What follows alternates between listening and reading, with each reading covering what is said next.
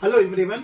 आज दिनांक 10 दिसंबर 2024 को विश्व मानवाधिकार दिवस के अवसर पर परीक्षा रिफ्रेशर लॉ क्लासेस की ओर से एक आप लोग के लिए मानवाधिकार पर एक अधिवेशन आयोजित किया गया, जो इलाहाबाद के केपी इंटर कॉलेज में आयोजित हुआ, जिसमें सहयोगी संस्था के रूप में जागृति सेवा समिति के सभी पदाधिकारी एवं सदस्यगणों ने इसमें हिस्सा लिया। और आज सबसे अच्छा मुद्दा ये रहा कि बच्चों के बीच में मानवाधिकार के प्रति जागरूकता कैसे बढ़ाई जाए। इस पर सभी विशिष्ट अतिथियों ने, मुख्य अतिथियों ने और संस्था के सचिव के द्वारा बहुत ज़्यादा प्रकाश डाला गया। इसके साथ साथ इलाहाबाद यूनिवर्सिटी के कुछ छात्र छात्राओं ने भी इसमें बढ़ चढ़ कर हिस्सा लिया। उन्होंने भी विश्व मानवाधिकार दिवस के अवसर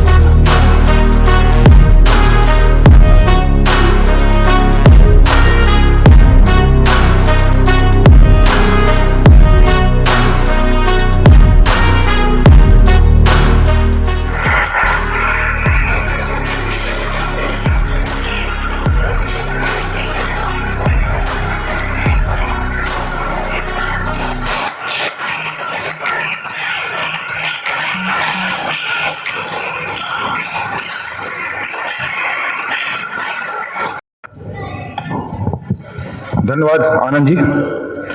सबसे पहले तो मैं मुंशी काली प्रसाद जी को नमन करते हुए आज मानव अधिकार आयोग मानव अधिकार दिवस है, जिस पर सभी को बधाई देते हैं और कॉलेज से इस बात की उम्मीद करेंगे कि जिस कार्यक्रम को हम यहाँ आयोजित कर रहे हैं और हमारे बच्चे यहाँ हैं, कॉलेज में बहुत सारी कुर्सियाँ हैं, उस कुर्सियों को लगवाया करें और ये बच्चे भी कुर्सी में बैठें, जिससे हमारा जो हमें अधिकार प्राप्त है उसका हनन हमारे सामने ही हो रहा है। ये अच्छी बात नहीं है। मैं कार्यक्रम की जो मुख्य अतिथि हैं, माननीय और विशिष्ट अतिथि महोदय, उनका स्वागत है कॉलेज प्रशासन की ओर से और कॉलेज की ओर से। श्री हर्ष बिहारी जी जो हमारे परम मित्रों में से एक हैं, उन्होंने मुझे आदेश किया, लेकिन 4 बजे का समय निश्चित था, किसी कारणवश इस कार्यक्रम को 11 बजे ले आए। मैं वकालत के पेशे में हूँ और कमिश्नर के यहाँ एक मुकदमे की पुकार हो चुकी है जिसे मुझे जाना है, इसलिए मैं आप सबसे क्षमा मांगते हुए इस कार्यक्रम से जाना चाहता हूँ। मुझे अनुमति दें। भविष्य में दोबारा कभी आप लोगों से कार्यक्रम में बातें होंगी। ये बेटी जो अभी सिविल जज में सिलेक्ट हुई है, उसके मदर फादर, माता और पिता बैठे हैं, इनका भी हार्दिक स्वागत है, जनार्दन जी का। और इस बिटिया को बहुत सारी बधाई। ये अभी सिलेक्ट हुई है और इसे एक न्यायिक कार्य में आगे जाना है। हम लोगों का एक लंबा अनुभव है इस कार्य का, तो बेटा आपको बहुत बहुत बधाई और आपके माता पिता को बहुत बहुत बधाई कि आपकी बेटी ने आपको ये उपलब्धि दी कि आप सर उठा करके समाज में चलें कि आपने।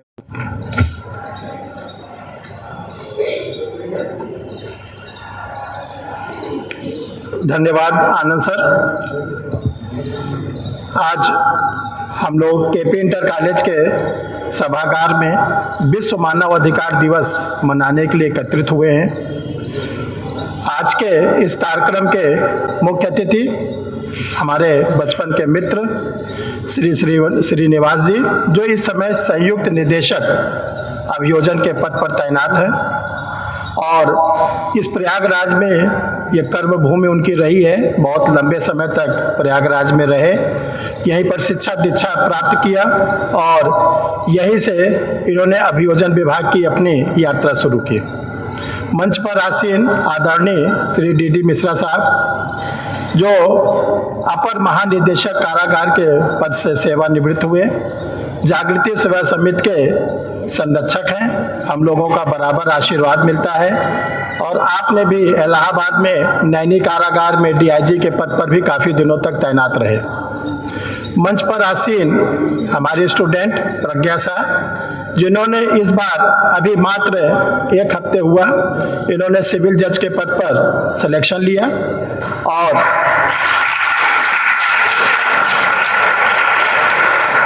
आप लोग को बताना चाहते हैं अभी बहुत ही कम इनकी उम्र है, मात्र 25 साल इनकी उम्र है। अभी तो बहुत आगे इनको जाना है और इस सभागार में बैठे हुए केपी इंटर कॉलेज के अध्यापकगण प्रज्ञा शाह के माता पिता जो इस सभागार में बैठे हैं, इन सभी लोगों का हम तहे दिल से बहुत बहुत स्वागत करते हैं कि आज हम लोगों को ये अवसर मिला। ये विद्यालय हमारा भी विद्यालय है, हम लोग भी कभी छात्र थे जैसे आप लोग छात्र थे। 1980 से 1982 तक हम भी इसी विद्यालय के छात्र हैं। हम लोग के उस समय प्रधानाचार्य श्री चंद्रमोहन सर होते थे, बहुत ही सख्त उनका प्रशासन होता था और इस विद्यालय ने हमको लोग को बहुत कुछ दिया है। हम लोग इसके ऋणी हैं, सदैव ऋणी रहेंगे। आज इस मंच के माध्यम से हम दो बातें आप लोग से करना चाहते हैं, एक तो जागृति सेवा समिति के बारे में और दूसरा विश्व मानव अधिकार दिवस के बारे में।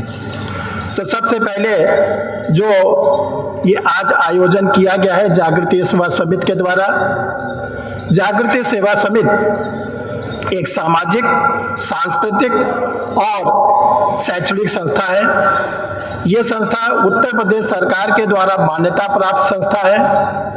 इस संस्था के द्वारा वर्ष 2014 से लगातार आज 11वां वर्ष है। शैक्षणिक कार्य, सांस्कृतिक कार्य और सामाजिक कार्य किए जाते रहे हैं। ये मुख्यतः सीधे बच्चों से जुड़ा हुआ है। इसके द्वारा सामान्य ज्ञान प्रतियोगिता, चित्रकला प्रतियोगिता, वाद विवाद प्रतियोगिता, ये सब इसी केपी कॉलेज के प्रांगण में हम लोगों ने 5-5, 6-6 बार आयोजित किया है और बच्चों को पुरस्कृत किया गया है। इसके साथ साथ उत्तर प्रदेश मूक बधिर विद्यालय जो जॉर्ज टाउन थाने के बगल में है, उसमें बराबर समिति के द्वारा कैंप लगाया जाता है, जहां पर बच्चों को मिठाइयाँ हैं, फल फूल वगैरह सब वितरित किया जाता है। इसके अतिरिक्त इलाहाबाद के बाहर लखनऊ में, बस्ती में, प्रतापगढ़ में समिति के द्वारा बहुत से कार्यक्रम किए गए। इसके अतिरिक्त समिति ने अतिरिक्त रूप में एक भार उठाया है और वो भार उठाया है कि लोगों को कानून के प्रति जागरूक करना। तो कानून के प्रति जागरूक करने के लिए समिति के तत्वाधान में 5 सेमिनार अब तक आयोजित किए जा चुके हैं। इसमें से 2 सेमिनार इलाहाबाद विश्वविद्यालय में आयोजित किया गया, 1 सेमिनार लखनऊ में आयोजित किया गया अनअकैडमी इंस्टीट्यूट के अंदर। इसके बाद पटना में बहुत बड़ा एक सेमिनार हुआ जिसमें जितने लोग बिहार में हमारे स्टूडेंट सेलेक्टेड थे जज के पद पर, एपीओ के पद पर, सब लोगों को बुलाया गया था। और अभी इसी मात्र अगस्त के महीने में समस्तीपुर में एक बहुत बड़ा सेमिनार किया गया। आगे भी और भी सेमिनार आप लोग के लिए आयोजित किए जाएंगे। देखिए, जागृति सेवा समिति स्व वित्त पोषित संस्था है। राज्य सरकार से कोई भी अनुदान संस्था नहीं लेती है।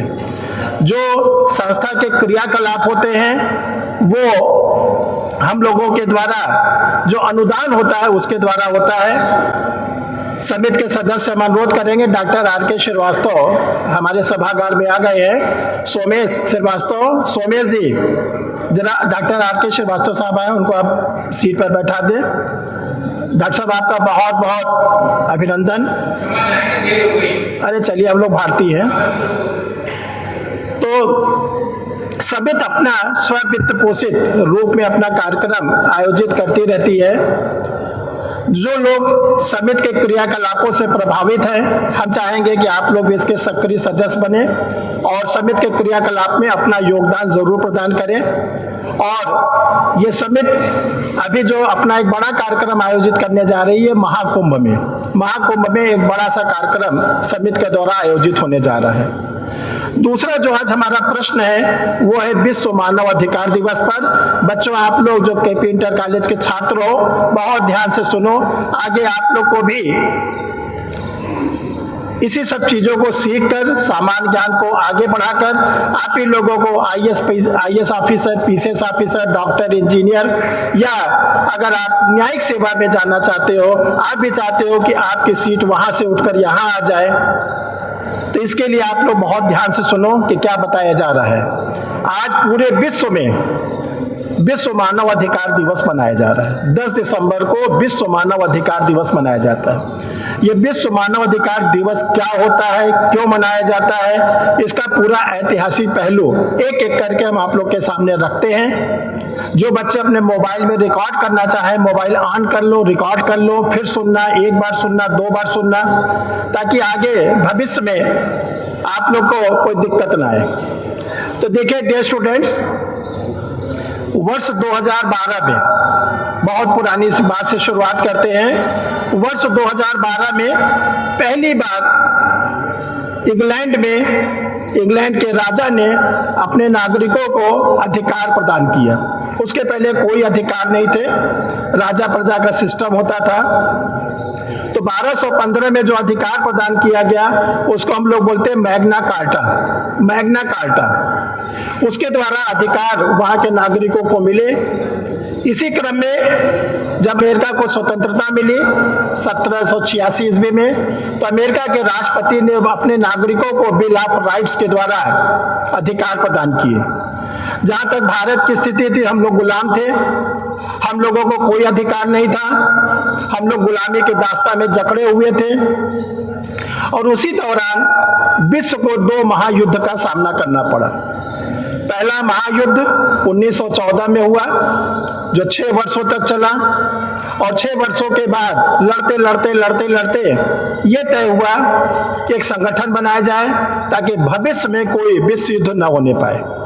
तो उस समय एक संगठन बना, राष्ट्र संघ, लीग ऑफ नेशन, जिसको ये जिम्मेदारी दी गई कि जो मानवीय अधिकारों का हनन हुआ है वो अब न होने पाए।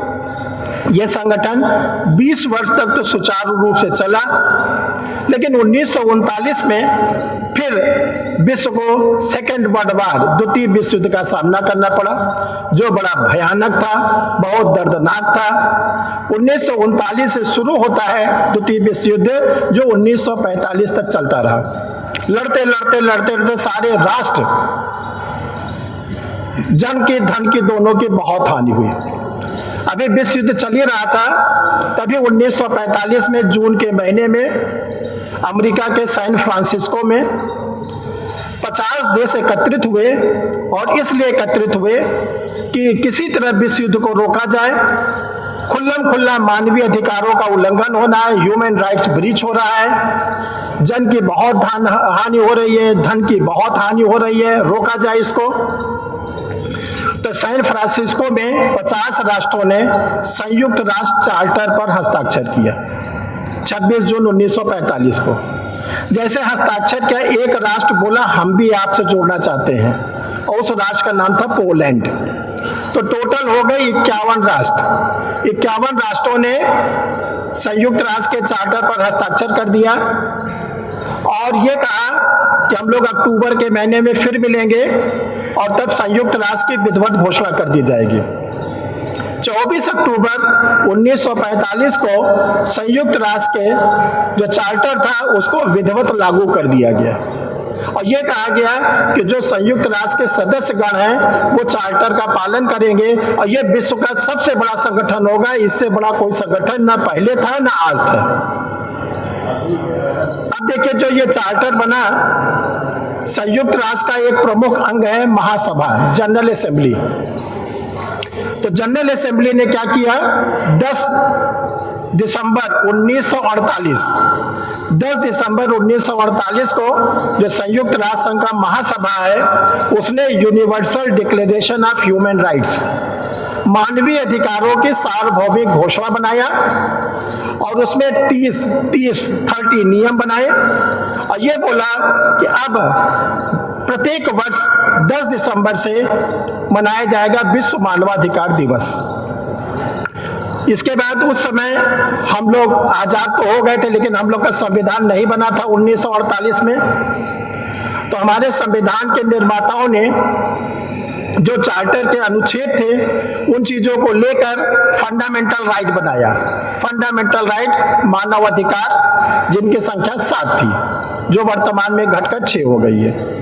इसमें मानवीय अधिकारों को देने की घोषणा की गई, और जब संविधान हमारा विधिवत लागू किया गया 26 जनवरी 1950 को, तो ये कहा गया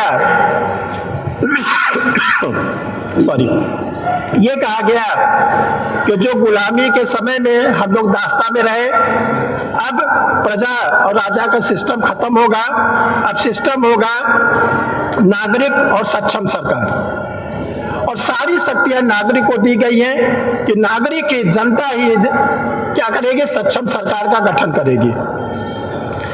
इसके बाद ये देखा गया है कि संविधान में जो हम लोगों को मौलिक अधिकार दिए गए थे वो एक मानव के सर्वांगीण विकास के लिए समुचित नहीं थे कि एक मानव का कैसे सर्वांगीण विकास हो।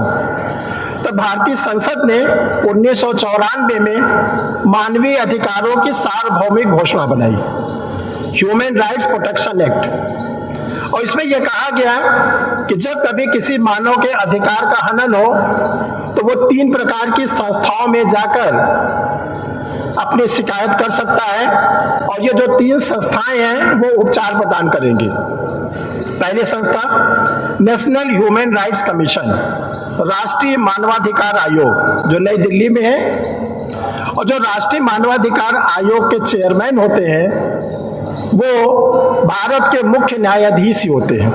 जो सीजीआई होते हैं, चीफ जस्टिस ऑफ इंडिया, जब रिटायर होते हैं उन्हें सीजीआई को दिया जाता है ह्यूमन राइट्स का चेयरमैन। इतना बड़ा पद, इतना बड़ा आयोग। दूसरा ये कहा गया कि भारत में जितने राज्य हैं सारे राज्यों में भी राज्य मानवाधिकार आयोग बनाया जाए, और जो राज्य मानवाधिकार आयोग का अध्यक्ष होगा वो भी हाई कोर्ट के जज होना चाहिए, उससे नीचे का व्यक्ति नहीं होना चाहिए। इसके बाद जो डिस्ट्रिक्ट लेवल पर कहा गया कि जो एडीजे फर्स्ट होंगे, एडिशनल डिस्ट्रिक्ट एंड सेशन जज फर्स्ट, उनको नोडल ऑफिसर बनाया गया। अब यह कहा गया कि आपके मानवीय अधिकारों का हनन होता है तो आप चाहे नोडल ऑफिसर को बता सकते हैं, चाहे आप राज्य मानवाधिकार आयोग को बता सकते हैं, चाहे राष्ट्रीय मानवाधिकार आयोग को बता सकते हैं, और ये सारी सुविधाएं निःशुल्क, कोई चार्जेस नहीं, कोई फीस नहीं। उत्तर प्रदेश सरकार ने अभी कोरोना आने के पहले 2018 में डायरेक्टर जनरल ह्यूमन राइट्स का एक पद सृजित कर दिया है। उनकी निगरानी में पूरे प्रदेश के जो मानवीय अधिकारों का हनन होता है उसके लिए वो पूरा उपचार प्रदान करने की कोशिश करते रहते हैं। देखिए, जो मानवीय अधिकार है मानव को मिले हैं, हम लोगों के अधिकार, मानव ये मानव के अधिकार को तोड़ता है। कोई कुत्ता, बिल्ली, जानवर किसी के अधिकार को नहीं तोड़ता, मानव ये मानव के अधिकार तोड़ता है। मानव मानव की हत्या कर रहा है, मानव मानव का जो है चोरी कर रहा है, मानव डकैती कर रहा है, डाउरी का एक्ट है, मानव ही मानव डाउरी मांगता है। तो जो मानव के द्वारा मानव के अधिकार तोड़े जाते हैं, जो व्यक्ति पीड़ित है वो इन आयोगों के माध्यम से उपचार ले सकता है। जागृति सेवा समिति इसमें आपकी मदद करता है। जागृति सेवा समिति ये मदद करता है कि अगर आपको पूरा प्रॉपर तरीका नहीं समझ में आ रहा है तो आप अपनी एप्लीकेशन जागृति सेवा समिति में दे सकते हैं, और जागृति सेवा समिति आपकी एप्लीकेशन को जो नेशनल ह्यूमन राइट्स कमीशन है, स्टेट ह्यूमन राइट्स कमीशन है, या स्टेट लेवल पर जो ह्यूमन राइट्स की कोर्ट है वहां पर आपकी एप्लीकेशन को उनके पोर्टल पर लोड कर देगी, और जैसे जैसे डेवलपमेंट होगा वो आपको पता चलता रहेगा। तो आज हम लोग इस प्रांगण में जो एकत्रित हुए हैं वो विश्व मानव अधिकार दिवस के लिए हुए हैं। अपने अधिकार को मांगने से न कभी डरना न हिचकना, क्योंकि जब तक हम अपने अधिकार को नहीं मांगेंगे तब तक हमारे अंदर जागरूकता नहीं आएगी, और नहीं मांगेंगे तो हम हीन भावना से ग्रस्त रहेंगे। इन्हीं शब्दों के साथ आज आप लोगों ने अपना बहुत ही महत्वपूर्ण समय दिया जागृति सेवा समिति के तत्वाधान में। आगे भी जो कार्यक्रम होगा उसके बारे में आप लोग को सूचित किया जाएगा, और आप लोग बढ़ चढ़ कर हिस्सा लीजिए। ये संस्था सभी के लिए खुला हुआ है, किसी के लिए इसमें प्रतिबंध नहीं है, न आयु का प्रतिबंध है, न निवास स्थान का प्रतिबंध है, न लिंग का प्रतिबंध है, कोई प्रतिबंध नहीं है। जो एक मानव है जिसके अंदर सच्ची सेवा करने का भाव है वो जागृति सेवा समिति से जुड़ सकता है। हम अपने जागृति सेवा समिति के सभी सदस्यों को बहुत बहुत धन्यवाद देते हैं कि उन्होंने बहुत लगन से, बहुत मेहनत से, बहुत समय देकर इस कार्यक्रम को आयोजित किया है। वो बहुत ही बहुत धन्यवाद पाने के प्राप्त है। धन्यवाद। जय हिंद।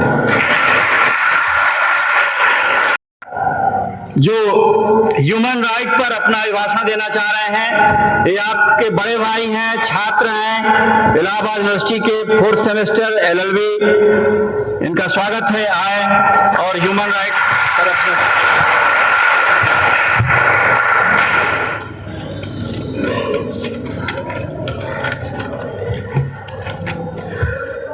क्या आप जानते हैं दुनिया में आज भी 70 मिलियन से भी ज्यादा बच्चे बेसिक एजुकेशन से वंचित हैं।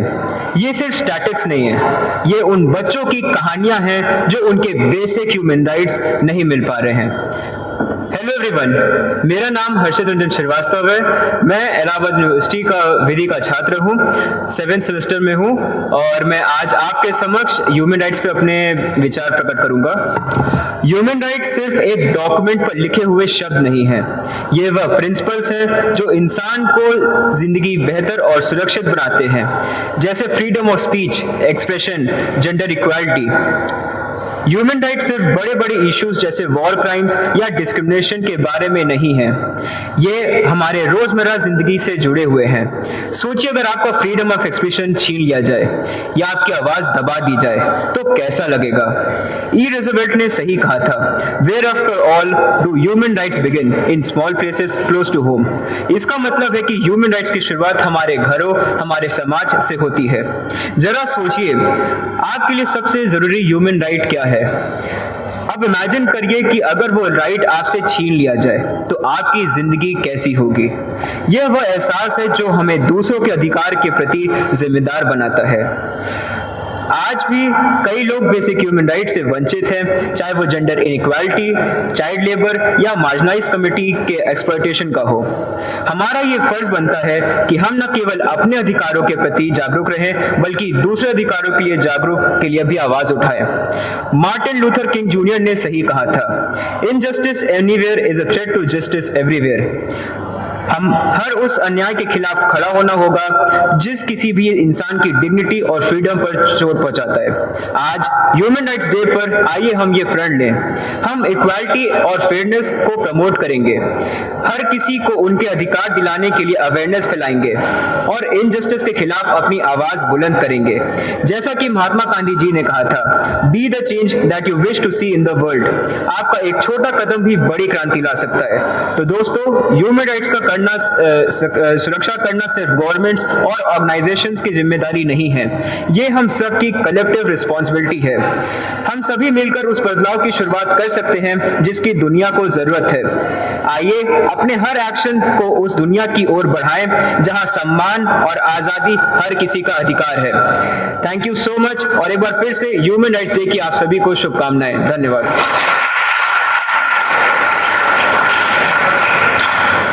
धन्यवाद हर्षित रंजन जी। इसी क्रम में हम मिताली श्रीवास्तव, यह बेटी भी मानव अधिकार पर अपना भाषण देने जा रही है। हम आपका स्वागत और अभिनंदन करते हैं मिताली श्रीवास्तव।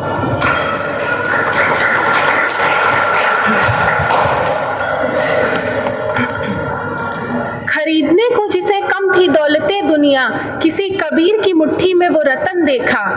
बड़ा न छोटा कोई फर्क सिर्फ नजर का है, सभी पे चलते समय एक सा कफन देखा है। आदरणीय मुख्य अतिथि महोदय, विशिष्ट अतिथि महोदय, अध्यक्ष महोदय, यहाँ उपस्थित सभी आदरणीय अध्यापक तथा मेरे छोटे भाई बहनों को स्नेह भरा नमस्कार। सर्वप्रथम आप सभी को मानवाधिकार दिवस की हार्दिक शुभकामनाएं। मानवाधिकार दिवस हर साल 10 दिसंबर को पूरी दुनिया में मनाया जाता है।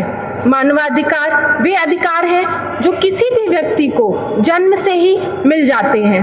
अगर हम दूसरे शब्दों में कहें तो किसी भी व्यक्ति को स्वतंत्रता, समानता, जीवन और प्रतिष्ठा का अधिकार ही मानवाधिकार है। इसके अंतर्गत राजनीतिक, सामाजिक, आर्थिक जैसे अन्य अधिकार भी शामिल हैं। ये अधिकार प्रत्येक इंसान को अपने लिंग, संस्कृति, जाति, धर्म, राष्ट्र आदि के बंधनों से आजाद करते हैं। मानवाधिकार दिवस का इतिहास 10 दिसंबर 1948 से जुड़ा हुआ है, जब संयुक्त राष्ट्र महासभा ने सार्वभौमिक मानवाधिकार घोषणा पत्र यानी universal declaration of human rights को अपनाया। हालांकि आधारिक तौर पर इस दिन की घोषणा 1950 में हुई। इस दिन अंतर्राष्ट्रीय मानवाधिकार दिवस यानी इंटरनेशनल ह्यूमन राइट्स डे मनाने के लिए संयुक्त राष्ट्र महासभा ने एक प्रस्ताव 423वीं रिजोल्यूशन से पारित किया था तथा सभी देशों और संबंधित संगठनों को इस दिन को मनाने का आह्वान किया था। मानवाधिकार दिवस के प्रस्ताव को 48 देशों के हस्ताक्षर के बाद अपनाया गया। मानवाधिकार दिवस मनाने का उद्देश्य लोगों को उनके प्रति जागरूक करना है तथा उन्हें अपने अधिकारों का प्रयोग करना भी बताना है। मानवाधिकार दिवस 2024 का थीम है हमारा अधिकार हमारा भविष्य अभी, our rights our future right now. यह विषय हमें यह दर्शाता है कि मानवाधिकार हर दिन हर जगह लोगों को कैसे प्रभावित करता है। ये अधिकार हमें यह सुनिश्चित करते हैं कि किसी को भी शिक्षा पाने, अपनी राय व्यक्त करने और सम्मान के साथ जीवन जीने का अधिकार है। ये हमारी जिम्मेदारी है कि हम न केवल अपने अधिकारों को समझें बल्कि दूसरों के अधिकारों का भी सम्मान करें। यदि मानवाधिकार न हो तो हमारा जीवन पशुओं से भी बदतर हो जाएगा। इसका प्रत्यक्ष उदाहरण हमें आज के समय में कई तानाशाही और धार्मिक रूप से संचालित होने वाले देशों में देखने को मिलता है, जहां सिर्फ अपने विचारों को व्यक्त करने पर या किसी छोटी सी गलती कर देने पर व्यक्ति को मृत्यु दंड जैसी कठोर सजा दे दी जाती है। लोकतांत्रिक देशों में मानवाधिकार को काफी महत्व दिया जाता है। हर एक व्यक्ति चाहे फिर वह अपराधी ही क्यों ना हो, उसे अपना पक्ष रखने का पूरा अवसर दिया जाता है। इसके साथ ही सजा मिलने पर भी उन्हें मूलभूत सुविधाएं दी जाती है। इस बात से हम अंदाजा लगा सकते हैं कि हमारे जीवन में मानवाधिकार कितना महत्व रखते हैं। लेकिन आज भी हमें यह स्वीकार करना होगा कि दुनिया के कई हिस्सों में मानवाधिकार का उल्लंघन किया जा रहा है। बच्चों को शिक्षाओं से वंचित किया जा रहा है, महिलाओं को उनके अधिकारों से दूर किया जा रहा है और कई समाजों में असमानता और अन्याय व्याप्त है। गरीबी, अशिक्षा, जातिवाद, लिंग भेद, धर्म के नाम पर होने वाले भेदभाव के कारण लाखों लोग अपनी बुनियादी अधिकारों से वंचित हैं।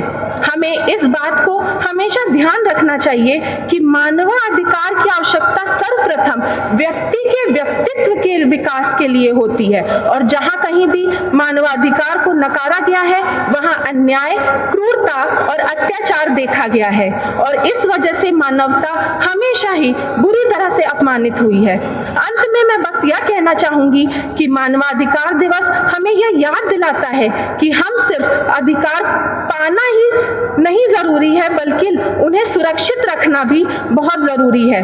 हमारा देश भारत हमेशा से मानवाधिकार के प्रति सजग रहा है और विश्व मंच पर मानवाधिकार का समर्थन भी करता है। तो आइए हम सब मिलकर एक बेहतर और समान समाज की ओर कदम बढ़ाएं जहां हर इंसान को उसके अधिकार मिले। धन्यवाद। लोगों को अधिकारों के प्रति अपनी जागरूकता हो। हम अनुरोध करेंगे अपने मुख्य अतिथि जी से कि यहाँ उपस्थित लोगों को अपने अनुभव को साझा करते हुए और इस अधिकार दिवस को मनाने का उद्देश्य जो ये संस्था उठाई है क्या है, इस पर प्रकाश डालने का कोशिश करें। माननीय मुख्य अतिथि श्री श्रीनिवास सिंह जी।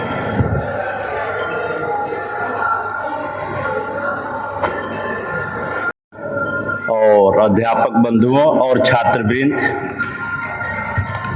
सब्जेक्ट और विषय वस्तु बड़ा लंबा चौड़ा है और विधिक अधिकारों में मानवाधिकार हो चाहे जीने का अधिकार हो, सारे अधिकारों को थोड़े समय में समेटना बहुत कठिन काम है और ये बहुत ही महती अवसर हमको दिया गया है कि सारे बिंदुओं पर आपसे बात करें। तो पहले तो मैं जागृति समिति द्वारा, सेवा समिति द्वारा जो किया गया है, ये कार्य किया जा रहा है, इसके बारे में बता दूं कि जागृति सेवा समितियों द्वारा जनहित में, लोकहित में, समाज हित में सामाजिक, शैक्षणिक और सांस्कृतिक एक संस्था है जो कि प्रदेश में लोकहित में काम करती है और छात्राओं के लिए सामान्यतः ज्ञान प्रतियोगिता, चित्रकला या वाद विवाद संबंधी आयोजित करती है। इनके द्वारा समाज कल्याण के लिए वस्त्र, दवा और खाद्य सामग्रियों के वितरण भी किया जाता है और काफी कुछ होता है। अब मैं विधि पे आना चाह रहा हूँ। अभी बात हो रही थी मानवाधिकार की। अब बच्चे बैठे हैं, अब मेरा मूल चीज है कि शिक्षा का अधिकार और खाद्य का अधिकार, ये दोनों अधिकारों पे सरकार की वर्तमान जिस लोकतंत्र की प्रक्रिया में हम लोग चल रहे हैं, बच्चों की निःशुल्क शिक्षा के अधिकार सरकार द्वारा निर्धारित की गई है, शासन द्वारा प्रदत्त किया जा रहा है और फूड मिल के माध्यम से जो मिल के माध्यम से उसके माध्यम से खाने के भी अधिकार दिया जा रहा है। और ये दोनों छात्र के लिए जो प्रारंभिक एजुकेशन में आते हैं बहुत ही महत्वपूर्ण अधिकार है और दोनों अधिकार मानवाधिकार के अंतर्गत आता है। इसी तरह आगे जो है रोजगार का अधिकार है और जीवन जीने का अधिकार है। सेक्शन आर्टिकल 21 कहता है कि हम बिना विधिक प्रक्रिया के किसी के प्राण और दैहिक स्वतंत्रता से वंचित नहीं कर सकते हैं, तो जीने का अधिकार भी इसमें शामिल है। मैं बहुत ज्यादा ला के उदाहरणों पे नहीं जाऊंगा, बात लंबी होती जाएगी। सब मिलाकर के इस समय जो जागरूकता है मानवाधिकार के संबंध में हमारे यहाँ राष्ट्रीय स्तर पर और प्रदेश स्तर पर मानव अधिकार जो भी राष्ट्रीय संस्थाएं हैं, जो भी संवैधानिक संस्थाएं हैं काम कर रही हैं, जो कि मानव अधिकारों के लिए सक्रिय रहती हैं। जैसे ही किसी व्यक्ति की, पीड़ित व्यक्ति का वहां प्रार्थना पत्र पहुंचता है, संबंधित विभाग को तुरंत मानवाधिकार संस्थानों द्वारा, आयोगों द्वारा पत्र लिखा जाता है और उन पे सुनवाई होती है। अब हम लोग के कार्य के दौरान ऐसे अनुभव आते रहते हैं और एक दो एग्जाम्पल हमारे पास है। जैसे एक महिला की मृत्यु 1 साल पूर्व में हुई, मुस्लिम समाज की महिला थी। 1 साल बाद परिवार को लगा कि उनकी दहेज हत्या की गई है।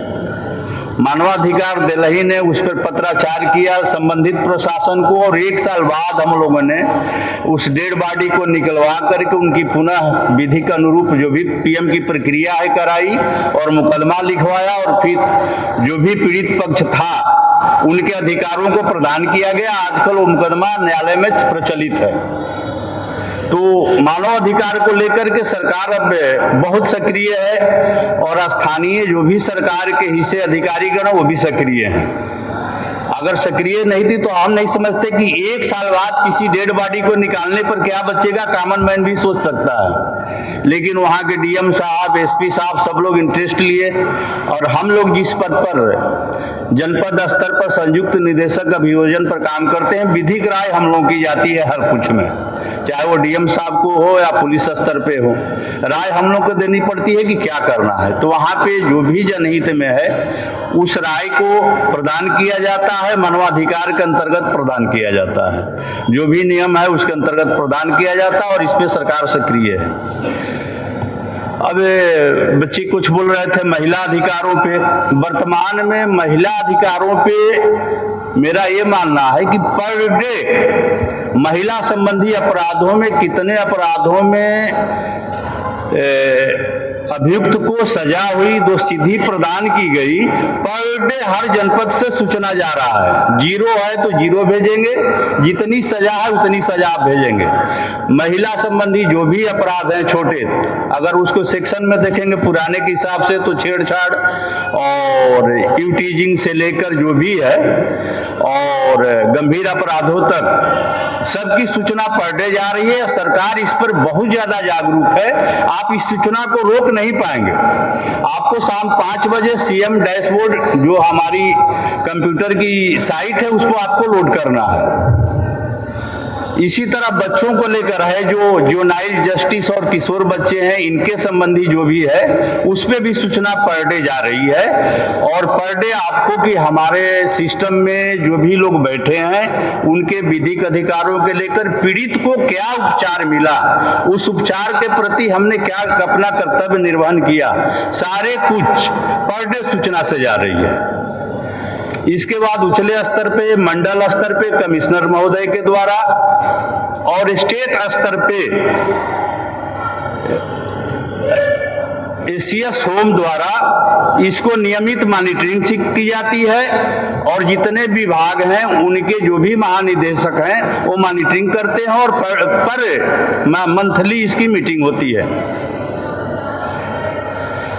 अब इसी तरह और जो प्रदेश में गंभीर अपराध हैं जिनसे मानव अधिकार का उल्लंघन होता है, जैसे प्रदेश में चर्चित हैं माफिया में सबसे ज्यादा इस समय जैसे डेवलप बढ़ता जा रहा, भूमि पे दूसरे के भूमि पे कब्जा करना प्रदेश में बहुत बड़ा अपराध का रेप उठ चुका है। ये एक संगठित अपराध हो चुका है, इस पे भी पर डे सूचना जाती है। पूरे प्रदेश में आपके जानकारी के लिए ऑन रिकॉर्ड 67 माफिया घोषित हैं जो बहुत शक्तिशाली हैं और इन पे पर डे सूचना सरकार को जाती है कि आज इनके मुकदमे में किस जनपद में क्या हुआ। और सरकार अवेयरनेस के लिए हर जगह इसको विज्ञापन भी आप देखेंगे सूचना दे रही है और हर जगह सब कुछ हो रहा है। इसी प्रकार गैंगस्टर पर हम अगर आते हैं, गैंगस्टर की बात करते हैं तो गैंगस्टर की भी पर डे सूचना मांगी जा रही है, कितने गैंगस्टर आपके जनपद में हैं और गैंगस्टरों के खिलाफ प्रशासन और पुलिस द्वारा क्या प्रक्रिया अपनाई जा रही है, कहीं उनके मुकदमे में डिले तो नहीं हो रहा है, कहीं साक्षियों को धमकाया तो नहीं जा रहा, साक्षियों की सुरक्षा पर क्या किया गया है इस पे भी सूचना जा रही है। और पर डे पुलिस अभियोजन विभाग में सब कुछ निहित है, मतलब आपके शिकायत करने से दिन से लेकर के न्यायालय में संपूर्ण सीडी और चार्जशीट जाने के लेकर और अभियोजन की प्रक्रिया शुरू होने कर सारी कुछ पर डे सक्रियता पूर्वक जा रही है। सब ऑनलाइन है, आप कहीं से भी देख सकते हैं कि आपके संबंधित शिकायत मुकदमे में क्या हो रहा है। अभियोजन के भी साइट पर जाकर देख सकते हैं और न्यायालय के भी साइट पर आप जाकर अपनी जो भी ग्रीवांसेज हैं उनको देख सकते हैं। अब इसके बाद गैंगस्टर के बाद हम लोग बात कर सकते हैं, सरकार की सबसे जोर मिशन शक्ति पे है। मिशन शक्ति एक कॉमन शब्द है जिसमें महिला संबंधी जितने अधिकार हैं, महिला के ऑफिस में क्या अधिकार है,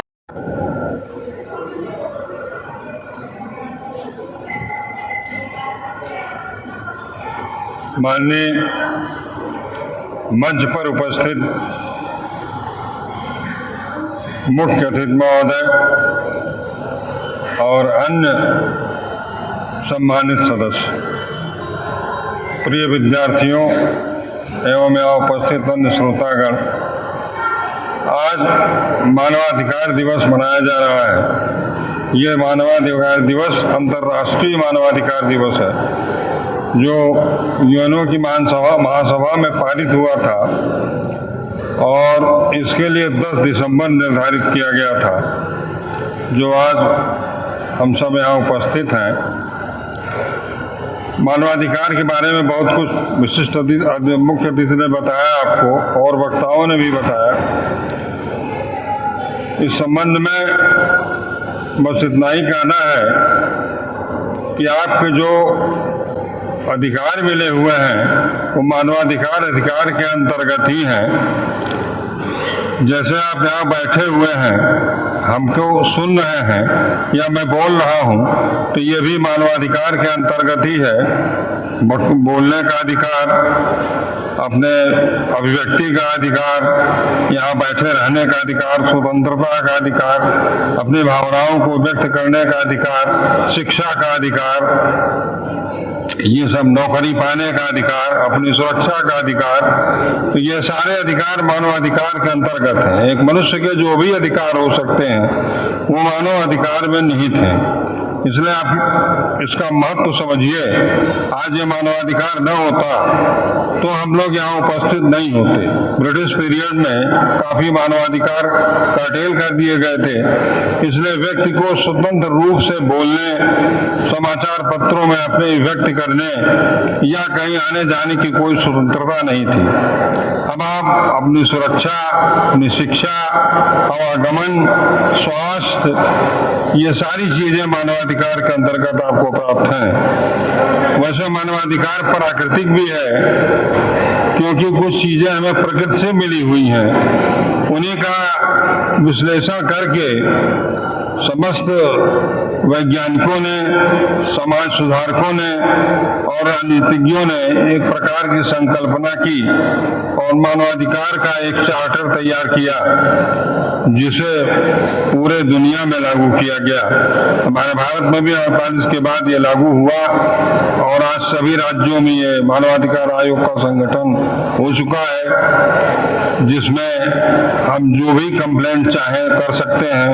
अगर हमारे अधिकारों का कोई उल्लंघन होता है, संविधान द्वारा प्रदत्त मूलाधिकारों में अगर कोई मूलाधिकार हमारा छीना जाता है, तो उसके संबंध में हम अपनी प्रतिक्रिया व्यक्त कर सकते हैं, कंप्लेंट कर सकते हैं और उसको पुनः न्यायालय में भी जाकर के प्राप्त कर सकते हैं। ये सारी चीजें सिर्फ आप लोगों के लिए नहीं है, बल्कि मानवाधिकार के आने के बाद से जेलों में जो बंदी बंद हैं, उन पर भी ये लागू होता है।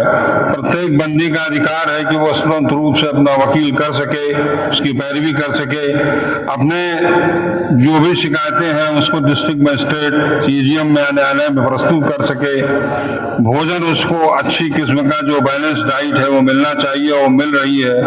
उसे मारने पीटने का कोई अब किसी को अधिकार नहीं रहा। गाली गलौज, मारपीट, हिंसा, ये आप किसी बंदी के साथ नहीं कर सकते। तो ये सारे मानवाधिकार जो उसे मिल रहे हैं, ये मानवाधिकार के द्वारा ही उसे प्राप्त हैं। हर महीने सीजीएम की विजिट होती है, हर तीसरे महीने जिलाधिकारी, जिला जज और सीजीएम तथा पुलिस अधीक्षक जेल का दौरा करते हैं और उनके खाने पीने, रहने, भोजन, वस्त्र इत्यादि का प्रबंध देखते हैं। तो अब जेलों में भी मानवाधिकार का पूर्ण प्रयोग है। सिर्फ कुछ अधिकारों को छोड़कर बाकी उन्हें काफी अधिकार प्रदत्त हैं। तो इसलिए मानवाधिकार का सम्मान करना, उनके प्रति जागरूकता बरतना और उसको आगे बढ़ाया जाना, यही इसका जागृति सेवा समिति का उद्देश्य है। और हर साल ये दिवस इनके द्वारा मनाया जाता है, सिर्फ इसीलिए कि आप में जागरूकता हो, आप इसके लिए अवेयरनेस पैदा करें और जो भी आपके संपर्क में हो उससे आपको इस बात से अवगत कराना चाहिए कि हमारे अधिकार क्या हैं, क्या क्या हमें करना चाहिए और अधिकारों का आप उपयोग भी करें। जो अधिकार आपको मिले हुए हैं, अगर आपको उत्पीड़न किया जाता है, आप पर कोई टार्चर करता है, आपको कोई अनधिकृत बात करता है, तो आप उसका विरोध भी कर सकते हैं। ये आपका मौलिक अधिकार है और शिक्षा का उद्देश्य भी यही है कि हम अपने अधिकारों के प्रति जागरूकता बरतें। समाज में सरकार ने और अन्य लोगों ने, कानून ने क्या आपको अधिकार दिए हैं, कैसे हमें रहना चाहिए, ये जरूरी है। तो इसलिए आपकी शिक्षा में तभी बढ़ोतरी होगी जब आप इन अधिकारों से परिचित रहेंगे। एक राष्ट्र की प्रगति का या उसकी सभ्यता का द्योतक है कि वहाँ की स्त्री समाज का, बालकों का और वृद्धों का कितना सम्मान होता है और उन्हें किस प्रकार से रखा जाता है। उनके प्रति कोई उत्पीड़न, भेदभाव, जातिगत हो, धर्मगत हो, संप्रदायगत हो या किसी प्रकार की भी कोई विसंगति हो, वो नहीं होती। समानता का अधिकार हमें प्राप्त है, धार्मिक अधिकार प्राप्त है। इसी प्रकार की सांप्रदायिक भावनाओं को भड़काने, दंगा फैलाने का अधिकार जो है वो छीन लिया गया और इस पर पुलिस प्रभावी रहती है। इस प्रकार के कानून है कि इस प्रकार का भेदभाव कोई समाज में न करे। उसके लिए आप उसका विरोध जाहिर कर सकते हैं, उसके लिए आपके पास कानूनी उपचार हैं। तो इन सब को देखते हुए आप अभी से इन चीज़ों को जानना शुरू करें और अपने संपर्क में आने वाले अपने परिवार के और अन्य लोगों को भी इससे अवगत कराएं कि मानवाधिकार वास्तव में क्या है। मनुष्य होने का अर्थ ही है हमारे कुछ अधिकारों से संपन्न होना। पशु के पास कोई अधिकार नहीं होते, इसलिए मनुष्य जो है उनसे भिन्न है, क्योंकि उसके अपने मौलिक अधिकार हैं। जीने का अधिकार है, स्वतंत्रता का अधिकार है, धर्म पालन का अधिकार है, शिक्षा का अधिकार है। इसलिए इन सारे अधिकारों से अवगत हों और मैं उन छात्रों को बधाई देना चाहूँगा जिन्होंने पुरस्कार प्राप्त किए हैं और उन्होंने अपनी मेधा का सर्वोत्तम उपयोग किया हुआ है। बाकी जिन छात्र को पुरस्कार नहीं मिल पा रहे हैं वो उसके प्रेरणा लें और आगे बढ़ने की कोशिश करें। मैं इन्हीं शब्दों के साथ विराम देता हूँ। धन्यवाद।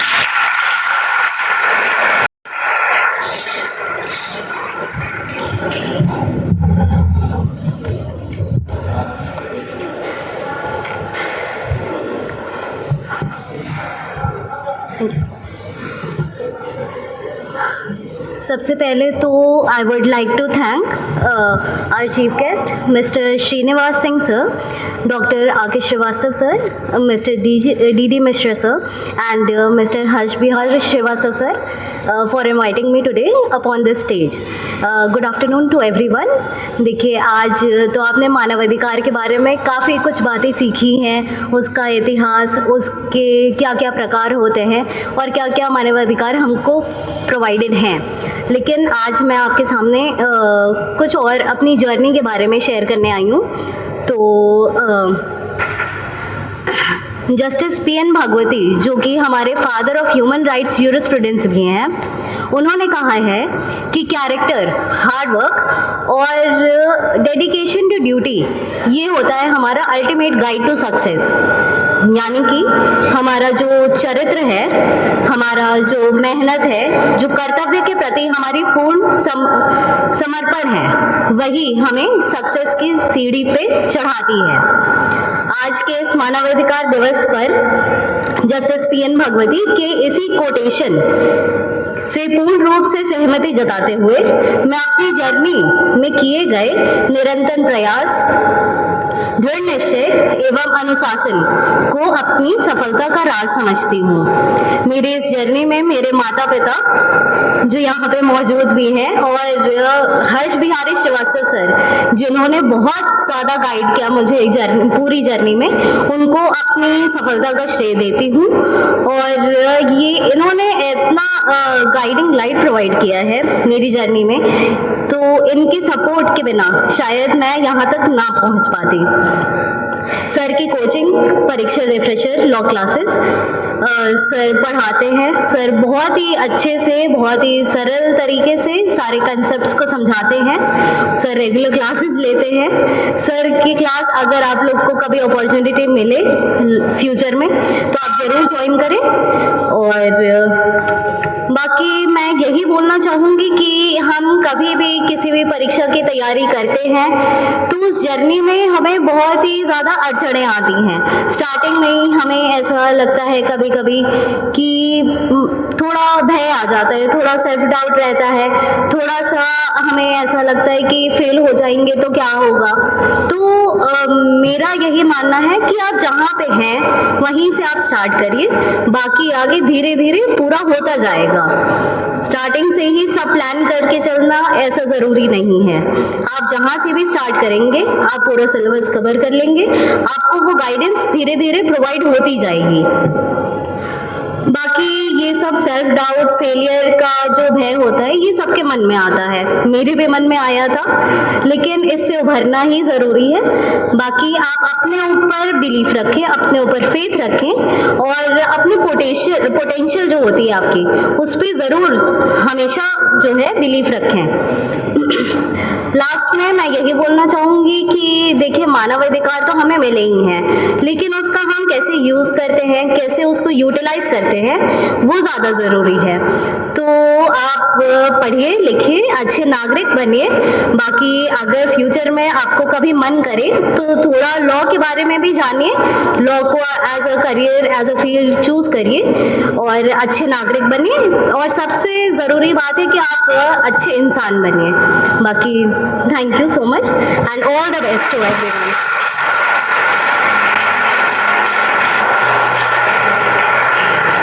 मनीष प्रजापति ने होल्ड किया है। 9th B2 से अजय पाल, 10th B1 से आदर्श तिवारी। आते जाए कुछ इनसे करा दीजिए, प्रज्ञा मैडम से सबको एक साथ ही करा दीजिए।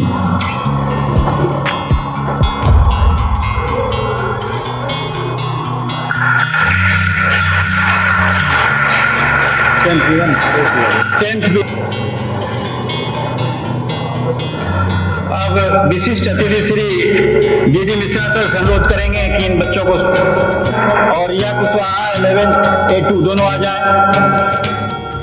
B2 तैयार रहे। 11th B3 से हरेंद्र कुमार तैयार रहे।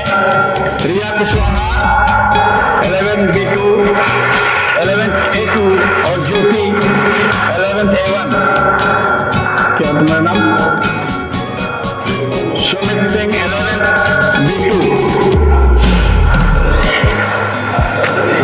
Nagendra Kumar 11th B1। चलिए, हरेंद्र कुमार 11th B3। ये सब अपनी कक्षाओं में प्रथम बच्चे आए हैं।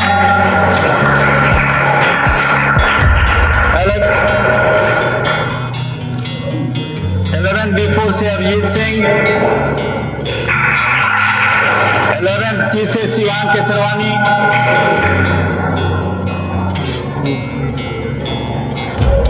12A से मुस्कान, 12A से मुस्कान,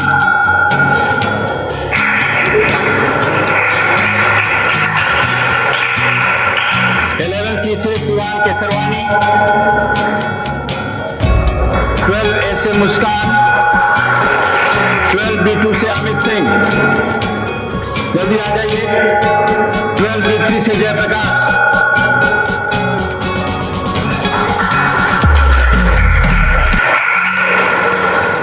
12B3 से जयप्रकाश, अमित सिंह 12B2 से। जल्दी आइए, दौड़ के आइए जल्दी से।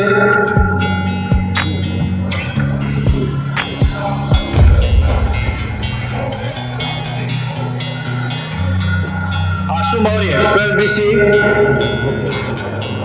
12C आशु मौर्य। अब विशिष्ट अतिथि सुश्री प्रज्ञा शाह जी से अनुरोध है कि इन बच्चों को सम्मानित करें। आशु Maurya 12C, 6E Mohammad Tahir, 7th E प्रीतम यादव, 8th E अक्षत मिश्रा, 9th E आर्यन सिंह, मोहम्मद ताहिर, प्रीतम यादव 7th E, अक्षत मिश्रा 8th E,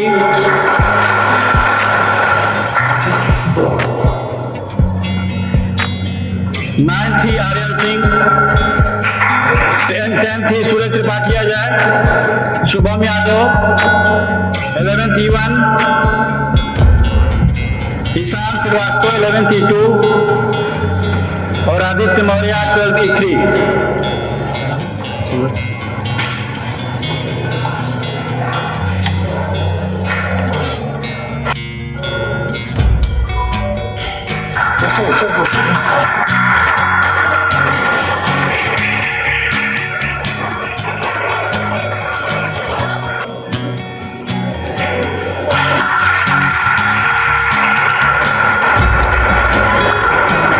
सुश्री मिताली श्रीवास्तव द्वारा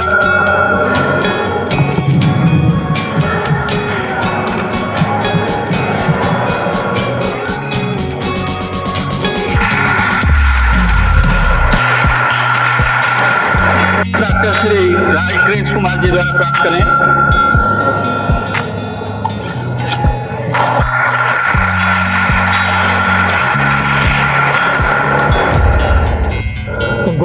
करें।